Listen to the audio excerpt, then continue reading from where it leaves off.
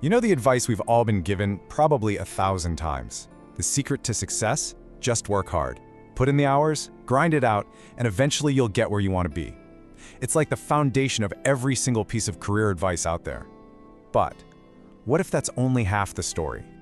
Our source material for this explainer just throws that whole idea on its head with this one powerful line.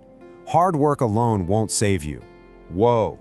That suggests that all that effort, all that hustle, by itself, well, it might not be the guarantee of success we were always told it was.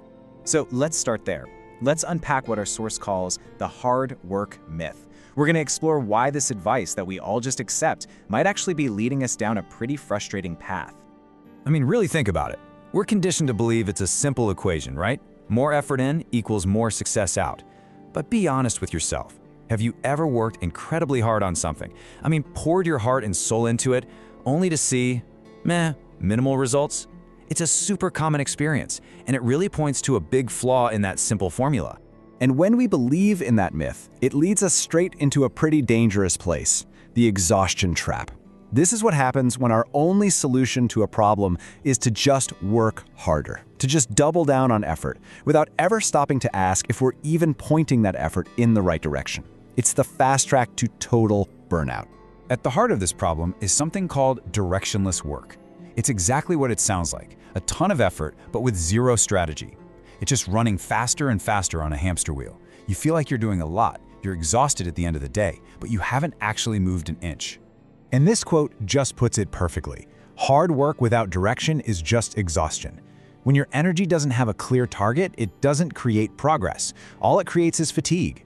And that's a huge, critical distinction to make. Okay, so check this out. This really breaks down the massive difference between being busy and being productive. On the busy side, you've got lots of tasks, a scattered focus. It feels like you're working hard, but you're not getting real results. Now look at the productive side. It's about a few key tasks, a focused effort that leads to actual progress.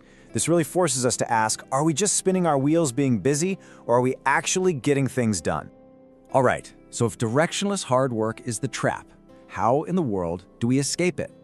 Well, this brings us to the solution, what our source calls the winner's sequence. And this is a total, fundamental shift in how we approach our work. So here's the big idea. It's not about avoiding hard work. Not at all. It's all about the order in which you do things. See, the most effective people on the planet, they aren't just out hustling everybody else. They're operating with a very specific, very deliberate sequence. And here it is. It's so simple, it's almost deceptive. Step 1, work smart. This is all about your strategy, your direction. Then, and only after you've done that, do you move to step 2, work hard. That's the execution, the effort. Getting this order right is absolutely everything. This quote just sums up the entire philosophy in one perfect sentence. It's not smart work or hard work. It's smart work, then hard work. That sequence, that's the secret sauce. You get the strategy right first, and then, and only then, you apply maximum effort.